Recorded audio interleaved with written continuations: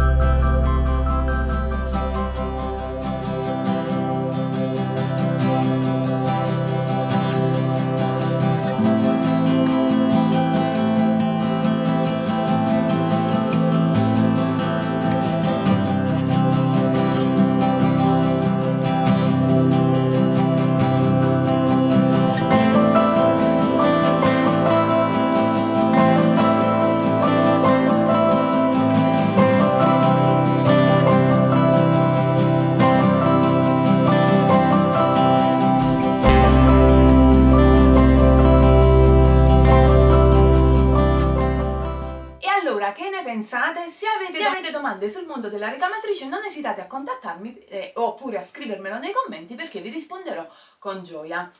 Questa tovaglietta è davvero molto carina e semplicissima da realizzare, basta un semplice foglio di feltro.